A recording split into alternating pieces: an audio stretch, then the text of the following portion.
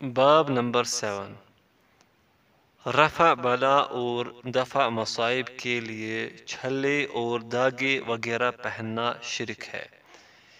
ارشاد الہی ہے، قل افرأیتم ما تدعون من دون اللہ ان ارادنی اللہ بضر هل هن كاشفات ضره او ارادنی برحمة هل هن ممسكات رحمته قل حسبی اللہ علیہ یتوکل المتوکلون۔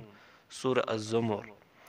اے محمد صلی اللہ علیہ وسلم، ان سے کہہ دیجئے تمہارا کیا خیال ہے کہ اگر اللہ تعالیٰ مجھے کوئی ضرر پہنچانا چاہے تو کیا اللہ تعالیٰ کے سوا جنہیں تم پکارتے ہو اس ضرر کو ہٹا سکتے ہیں؟ یا اللہ مجھ پر مہربانی کرنا چاہے تو کیا یہ اس کی رحمت کو روک سکتے ہیں؟ آپ صلی اللہ علیہ وسلم کہہ دے کہ مجھے تو اللہ ہی کافی ہے، بھروسہ کرنے والے اسی پر بھروسہ کرتے ہیں۔ حضرت عمران بن حسین رضی اللہ عنہ سے مروی ہے کہ نبی صلی اللہ علیہ وسلم نے ایک آدمی کے ہاتھ میں پیتل کا چھلا دیکھا تو فرمایا، یہ کیا ہے؟ اس نے کہا کہ یہ واہنہ ایک مرض کی وجہ سے پہنا ہوا ہے۔ حاشیہ: واہنہ امام ابن الاثیر الجزری رحمۃ اللہ علیہ فرماتے ہیں کہ واہنہ ایک ایسی بیماری ہے جس میں کندھے یا پورے بازو کی رگ پھول جاتی ہے۔ تکلیف سے نجات کے لیے دم بھی کرتے ہیں۔ بعض اہل علم کا قول ہے کہ کہنی اور کندھے کے درمیان حصہ میں بعض اوقات تکلیف ہو جایا کرتی ہے۔ یہ تکلیف مردوں کو ہوتی ہے، عورتوں کو نہیں۔ حضرت صلی اللہ علیہ وسلم نے اس شخص کو وہ چھلا پہننے سے اس لیے منع کیا تھا کہ اس نے وہ چھلا اس مرض سے نجات کے لیے پہنا تھا کہ وہ چھلا اسے محفوظ رکھے گا، حالانکہ چھلے کا بیماری سے کوئی واسطہ یا تعلق نہیں۔ مترجم۔ حاشیہ مکمل ہوا۔ واہنہ ایک مرض کی وجہ سے پہنا ہوا ہے۔ آپ صلی اللہ علیہ وسلم نے فرمایا، اسے اتار دو، یہ تمہیں کوئی فائدہ نہیں پہنچا سکتا بلکہ تمہاری کمزوری میں مزید اضافہ کر دے گا۔ اس چھلے کو پہنے ہوئے اگر تمہیں موت آ گئی تو تم کبھی نجات نہ پا سکو گے۔ رواہ احمد۔ حضرت عقبہ بن عامر رضی اللہ عنہ سے مروی ہے کہ رسول اللہ صلی اللہ علیہ وسلم نے فرمایا، جس شخص نے بیماری سے تحفظ کے لیے کوئی تعویذ لٹکایا اللہ تعالیٰ اس کی مراد پوری نہ کرے، اور جس نے سیپ باندھا اللہ تعالیٰ اسے بھی آرام نہ دے۔ مسند احمد۔ حاشیہ: تمیمہ مذکورہ بالا احادیث میں تمیمہ اور ودع کی مذمت وارد ہوئی ہے۔ کوئی چیز وہ لوہے کی ہو یا پیتل کی، سیپ ہو یا منکا یا دھاگا، اسے گلے میں ڈالنا، کلائی یا بازو، انگلی یا پاؤں پر باندھنا اس نیت سے کہ اس کی وجہ سے آرام آ جائے گا، سخت ممنوع ہے بلکہ شرک ہے۔ حاشیہ مکمل ہوا۔ ایک اور روایت میں ہے، جس نے بیماری سے تحفظ کی نیت سے تعویذ لٹکایا اس نے اس اللہ تعالیٰ کے ساتھ شرک کیا۔ ابن ابی حاتم نے حضرت حذیفہ رضی اللہ عنہ کے متعلق بیان کیا ہے کہ انہوں نے ایک شخص کے ہاتھ میں بخار کے سبب دھاگا باندھا ہوا دیکھا تو انہوں نے اسے کاٹ ڈالا اور یہ آیت تلاوت فرمائی، وَمَا يُؤْمِنُ أَكْثَرُهُمْ بِاللَّهِ إِلَّا وَهُمْ مُشْرِكُونَ۔ سورہ یوسف۔ اور ان میں سے اکثر لوگ اللہ تعالیٰ پر ایمان لانے کے باوجود بھی مشرک ہیں۔ عرب لوگ بچوں کو نظر بد سے محفوظ رکھنے کے لیے ان کے گلے میں کوڑیاں باندھتے تھے۔ اسلام نے اس عمل کو باطل اور فضول قرار دیا۔ حضرت ابن عمر رضی اللہ عنہما کا فرمان ہے، اور اگر میں تمیمہ ڈال لوں تو پھر مجھے اس کے بعد کسی بھی گناہ کی پرواہ نہیں۔ مطلب یہ ہے کہ یہ سب سے بڑا گناہ ہے اور باقی اس سے پیچھے ہے۔ حضرت صلی اللہ علیہ وسلم نے ارشاد فرمایا، جو شخص نظر بد اور بیماری سے تحفظ کے لیے کوئی چیز باندھے یا لٹکائے تو اللہ تعالیٰ اس سے آرام نہ دے۔ آپ صلی اللہ علیہ وسلم نے یہ شدید انداز تخاطب اس لیے اختیار فرمایا کہ عربوں کا عقیدہ تھا یہ چیزیں دوا اور شفا ہے، اور وہ لوگ ان چیزوں کو محض باندھ لینا کافی سمجھتے اور اعتقاد رکھتے تھے کہ یہ اللہ تعالیٰ کی تقدیر اور فیصلہ کو روک لیں گی، اور وہ انہیں دافع البلا سمجھتے تھے۔ اس لیے آپ صلی اللہ علیہ وسلم نے ان امور سے سختی سے منع فرمایا اور اسے شرک قرار دیا۔ امام عبدالعظیم منذری رحمہ اللہ رقم دراز ہے کہ تمیمہ چمڑے کے ٹکڑے کو کہتے ہیں جس پر کوئی چیز لکھی ہو۔ عرب لوگ اس قسم کی چیزوں کو استعمال کرتے تھے تاکہ ان کے ذریعے آفات و مصائب سے دفاع ہو۔ یہ سراسر جہالت و ضلالت کی بات ہے، کیونکہ اللہ تعالیٰ کے سوا کوئی نہ تو تکلیف کو دور کر سکتا ہے اور نہ روک سکتا ہے۔ ودع مذکورہ بالا حدیث میں سے ایک حدیث میں ودع کا لفظ آیا ہے۔ ابو سعادات ابن الاثیر الجزری رحمہ اللہ فرماتے ہیں کہ یہ سمندر سے نکلنے والی سفید رنگ کی ایک چیز ہوتی ہے، وہ لوگ اسے نظر بد سے بچاؤ کے لیے گلے میں لٹکاتے تھے۔ اس لیے حضرت صلی اللہ علیہ وسلم نے اس پر ناپسندیدگی اور کراہت کا اظہار فرمایا اور اس سے منع فرمایا۔ اردو میں ودع کو سیپ اور گونگے کہا جاتا ہے۔ ہمارے ہاں بھی بعض بیماروں کی صورت میں لوگ ان کا صحیح علاج کرنے کے بجائے داغے پر گانٹھ لگا کر باندھ لیتے ہیں، یا چھوٹی چھوٹی لکڑیوں کا ہار سا بنا کر گلے میں لٹکا لیتے ہیں۔ بعض صورتوں میں ناک یا کان میں سوراخ کر کے کوئی چیز ڈال لیتے ہیں۔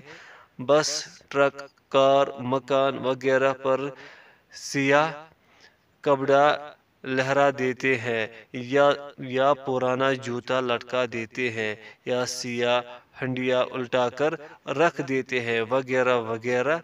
یہ سب کام مندرجہ بالا احادیث کی روشنی میں منع اور شرک ہے، ان سے بچنا چاہیے۔ مترجم۔ مسائل۔ پوائنٹ نمبر 1، بیماری سے تحفظ کی نیت سے چھلا، داغا یا ڈورا وغیرہ باندھنا سخت منع ہے۔ پوائنٹ 2، اس حدیث سے معلوم شدہ اس بیان سے کہ اگر صحابی بھی اس نیت سے کوئی چیز باندھے یا لٹکائے اور اسی حال میں مر جائے تو وہ بھی کبھی فلاح نہیں پا سکتا۔ صحابہ کی اس ٹھوس بات کے لیے شاہد موجود ہے، اور وہ یہ کہ شرک اصغر اکبر کبائر ہے۔ پوائنٹ 3، جہالت کے سبب بھی ان چیزوں کے مرتکب کو معذور نہیں سمجھا جائے گا۔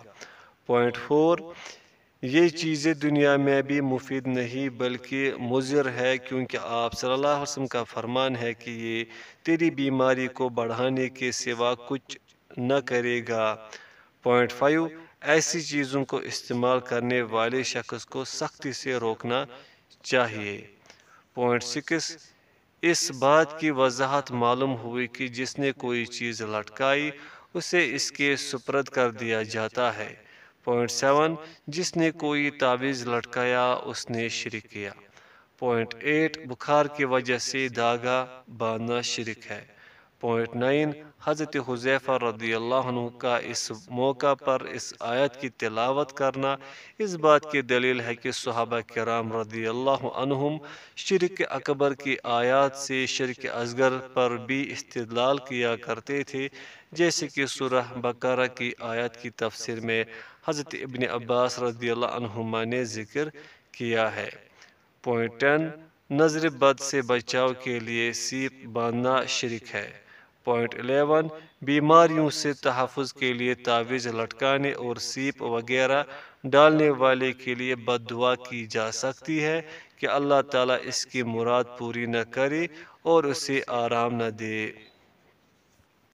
باب نمبر 8، دموں اور تعویذوں کا بیان۔ صحیح بخاری و مسلم میں حضرت ابو بشیر انصاری رضی اللہ عنہ سے روایت ہے کہ وہ حضرت صلی اللہ علیہ وسلم کے ساتھ سفر میں تھے۔ آپ صلی اللہ علیہ وسلم نے ایک قاصد کو اعلان کرنے کے لیے بھیجا کہ کسی اونٹ کی گردن میں تانت وغیرہ سے لٹکائی چیز نہ رہنے دی جائے، اگر وہ ہو تو کاٹ دی جائے۔ حاشیہ: دور جاہلیت میں رسم تھی کہ اگر کمان کی تانت پرانی ہو جاتی تو اسے تبدیل کر لیتے اور پرانی تانت کو چوپایوں کے گلے میں ڈال دیتے۔ ان کا خیال تھا کہ اس سے جانور نظر بد سے محفوظ رہتا ہے۔ مترجم۔ حاشیہ مکمل ہوا۔ اور حضرت عبداللہ بن مسعود رضی اللہ عنہ سے مروی ہے کہ میں نے رسول اللہ صلی اللہ علیہ وسلم کو یہ فرماتے سنا: جھاڑ پھونک، نظر بد وغیرہ سے تحفظ کے لیے تعویذ، گنڈے باندھنا اور محبت کے لیے کیے جانے والے اعمال، جادو، سب شرک ہے۔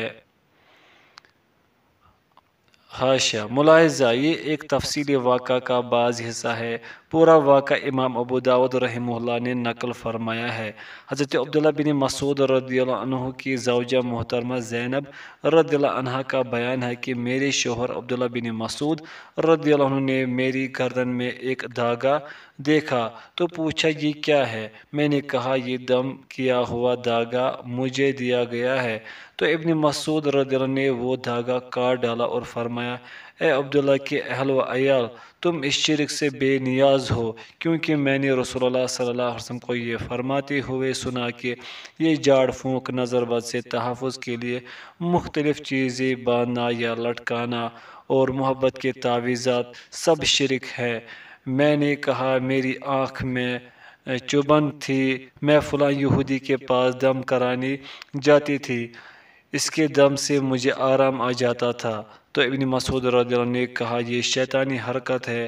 وہ اپنے ہاتھ سے چبھوتا تھا، جب دم کیا جاتا تو وہ ہاتھ روک لیتا۔ اس تکلیف کے دوران تمہارے لیے اتنا کافی تھا کہ تم وہ دعا پڑھ لیتے جو رسول اللہ صلی اللہ علیہ وسلم پڑھا کرتے تھے۔ آپ صلی اللہ علیہ وسلم یہ دعا پڑھا کرتے تھے: اذهب البأس رب الناس واشف انت الشافي لا شفاء الا شفاؤك شفاء لا يغادر سقما۔ حاشیہ مکمل ہوا۔ اس حدیث میں درج ذیل 3 الفاظ وارد ہوئے ہیں: تمائم، رقیہ اور طیولہ۔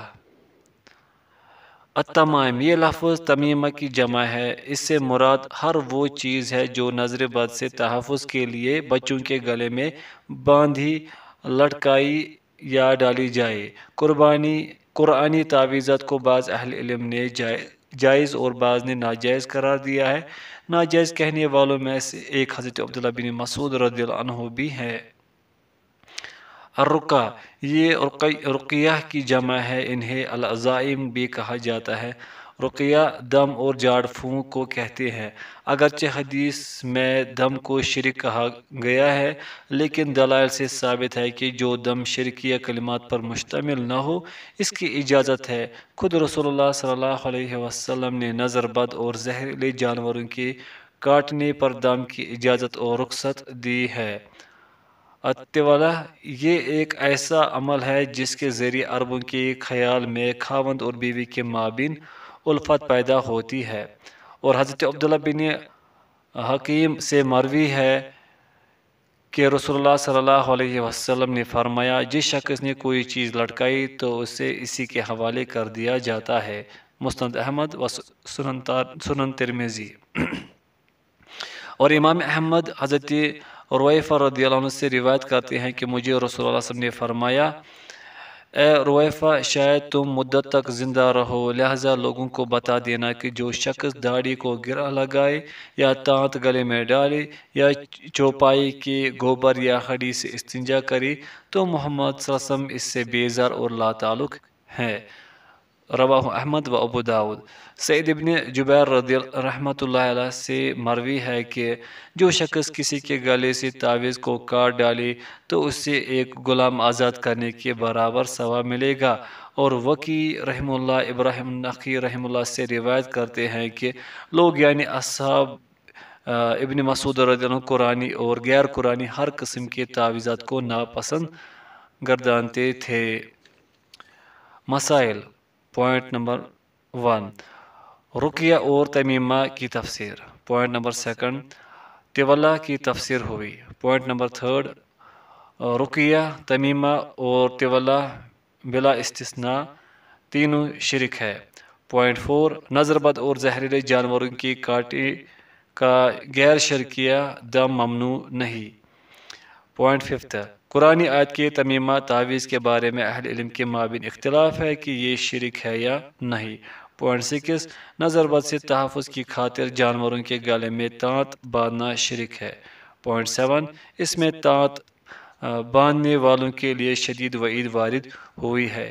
پوائنٹ 8، اس سے کسی کے گلے میں باندھے ہوئے تعویذ کو کاٹ پھینکنے کا ثواب اور فضیلت معلوم ہوتی ہے۔ پوائنٹ 9، ابراہیم نخعی رحمۃ اللہ کی بات اہل علم کے مذکورہ بالا اختلاف کی منافی نہیں، کیونکہ ان کے کلام سے حضرت عبداللہ بن مسعود رضی اللہ عنہ کی شاگرد مراد ہے۔ باب نمبر 9، کسی درخت یا پتھر وغیرہ کو متبرک سمجھنا۔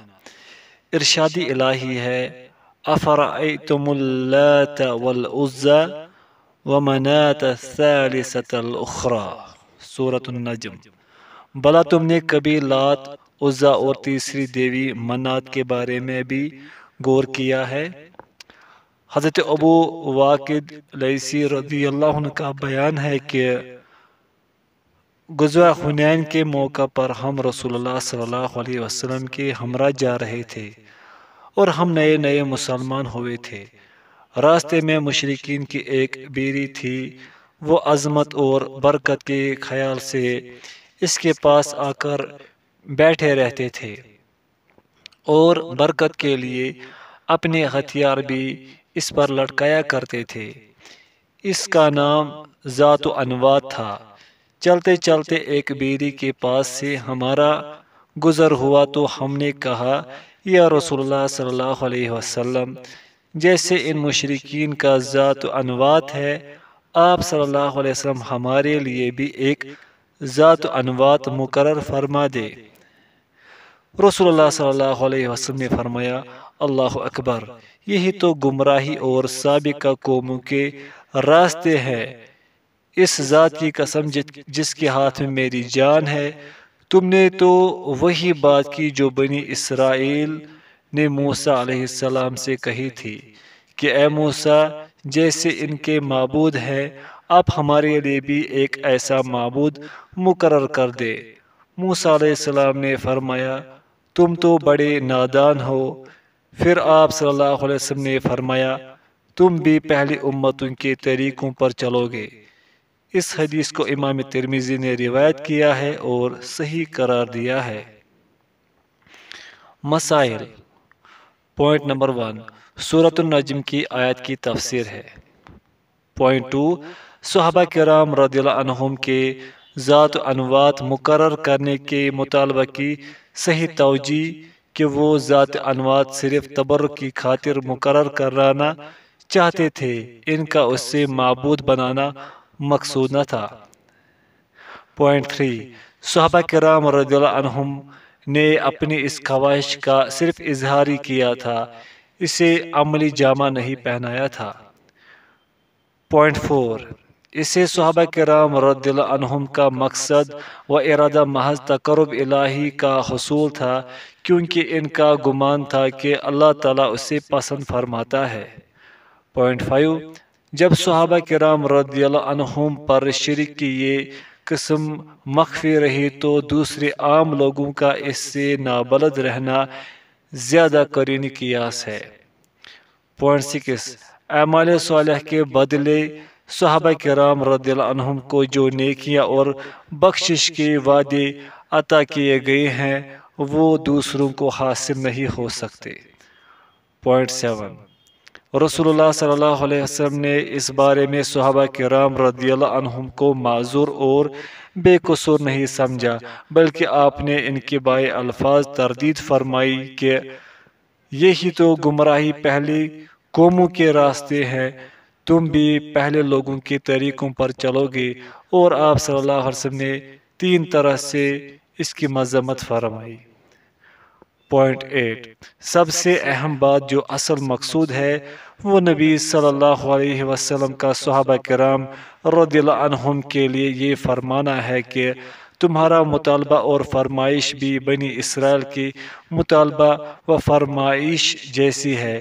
انہوں نے کہا تھا کہ اے موسیٰ ہمارے لیے بھی ایک معبود بنا، سو تم نے بھی ایسا ہی مطالبہ کیا۔ پوائنٹ 9، اس قسم کے مقامات کو مقدس اور متبرک نہ سمجھنا توحید اور لا الہ الا اللہ کی مراد ہے۔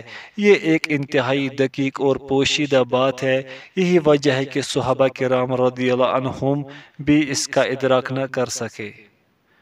پوائنٹ 10، آپ صلی اللہ علیہ وسلم نے فتوے پر قسم اٹھائی جبکہ بلا مصلحت و مقصد قسم اٹھانا رسول اللہ صلی اللہ علیہ وسلم کی عادت مبارکہ نہ تھی۔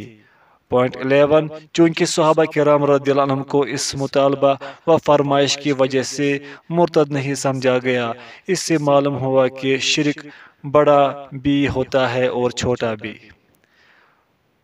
پوائنٹ 12، ابو واقد رضی اللہ عنہ کا یہ کہنا کہ ہم ابھی نئے نئے مسلمان ہوئے تھے، اس سے پتہ چلتا ہے کہ دوسرے صحابہ کرام رضی اللہ عنہ کو اس بات کا علم تھا کہ ایسا کرنا درست نہیں۔ پوائنٹ 13، اس سے اظہار تعجب کے موقع پر اللہ اکبر کہنے کا جواز بھی ملتا ہے، نیز اس میں ان لوگوں کی تردید ہے جو اسے مکروہ سمجھتے ہیں۔ پوائنٹ 14، شرک و بدعت کے تمام ذرائع کا سدباب کرنا چاہیے۔ پوائنٹ 15، اس میں اہل جاہلیت کے مشابہت سے منع کیا گیا ہے۔ پوائنٹ 16، اس میں دوران تعلیم کسی مصلحت کی بنیاد پر استاد کا شاگرد پر ناراض ہونا ثابت ہے۔ پوائنٹ 17، حضرت صلی اللہ علیہ وسلم نے انہا سنن فرما کر عمومی اصول بیان کر دیا۔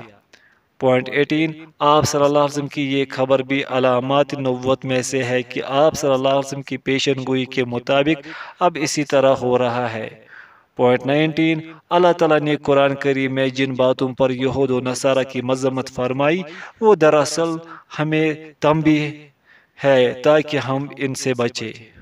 پوائنٹ 20، اہل علم کے ہاں یہ اصول طے ہے کہ عبادات کی بنیاد حکم اور امر پر ہے، اپنی مرضی یا خواہش سے عبادت مقرر نہیں کی جا سکتی۔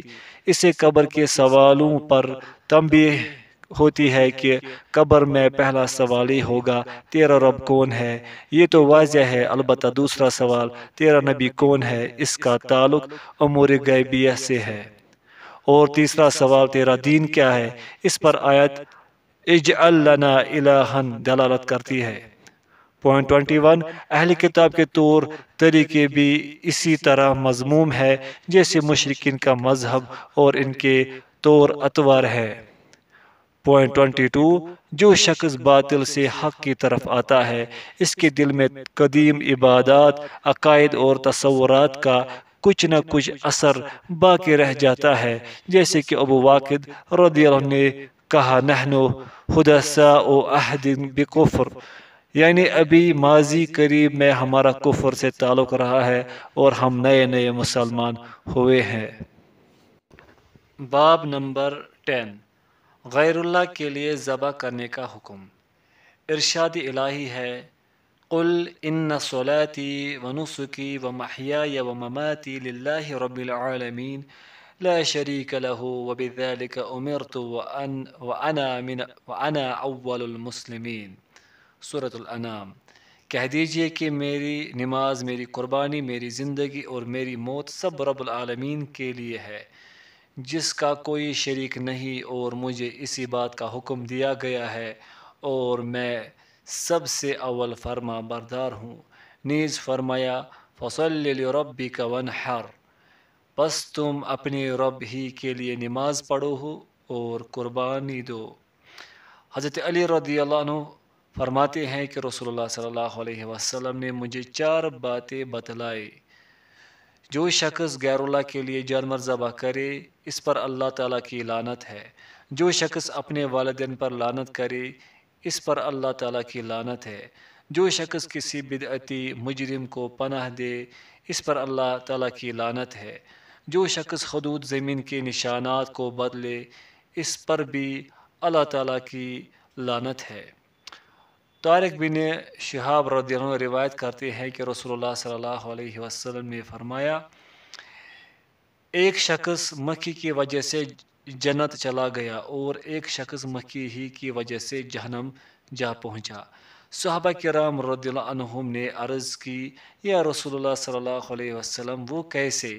آپ صلی اللہ علیہ وسلم نے فرمایا، 2 آدمیوں کا گزر ایک قوم پر ہوا جس کا ایک بت تھا، کسی کو وہاں سے چڑھائے بغیر گزرنے کی اجازت نہ تھی۔ اس قوم کے لوگوں نے ان میں سے ایک کو کہا چڑھاؤ۔ اس نے کہا چڑھاوے کے لیے میرے پاس کوئی چیز نہیں۔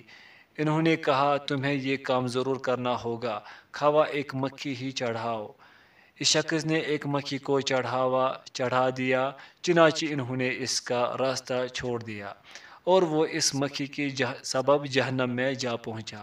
ان لوگوں نے دوسرے سے کہا تم بھی کوئی چڑھاؤ، تو اس نے کہا میں تو اللہ تعالیٰ کے سوا کسی کے واسطے کوئی چڑھاوا نہیں چڑھا سکتا۔ انہوں نے اسے قتل کر دیا اور وہ سیدھا جنت میں جا پہنچا۔ مسائل۔ پوائنٹ نمبر 1، آیت مبارکہ ان صلاتی و نسکی کی تفسیر۔ پوائنٹ 2، آیت مبارکہ فصل لربک وانحر کی تفسیر۔ پوائنٹ 3، رسول اللہ صلی اللہ علیہ وسلم نے سب سے پہلے غیر اللہ کے نام پر ذبح کرنے والے شخص پر لعنت فرمائی ہے۔ پوائنٹ 4، اپنے والدین پر لعنت کرنے والا خود لعنتی ہے۔ اس سے یہ بات ماخوذ ہے کہ اگر تم کسی کے والدین کو لعنت کرو گے تو وہ تمہارے والدین پر لعنت کرے گا، اسی طرح تم خود اپنے والدین پر لعنت کا سبب بنو گے۔ پوائنٹ نمبر 5، جو شخص کسی بدعتی مجرم کو پناہ دے وہ ملعون ہے۔ بدعتی سے مراد وہ شخص ہے جو کسی ایسے جرم کا مرتکب ہو جس پر اللہ تعالیٰ کی طرف سے سزا واجب ہو اور وہ اس سے بچنے کے لیے کسی کی پناہ ڈھونڈے۔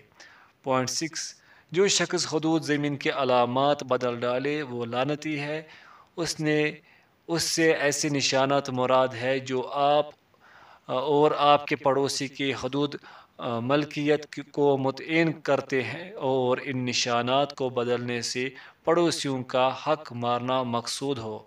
پوائنٹ 7، کسی متعین شخص پر یا عمومی طور پر گناہ گار لوگوں پر لعنت کرنے میں فرق ہے۔ پوائنٹ 8، ایک مکھی کی وجہ سے جہنم میں جانے کا قصہ بہت عظیم ہے۔ پوائنٹ 9، مکھی کا چڑھانے والا جہنم رسید ہوا، حالانکہ ایسا کرنے میں اس کا مقصد قطعاً شرک نہیں تھا بلکہ اس نے اپنی جان بچانے کے لیے ایسا کیا تھا۔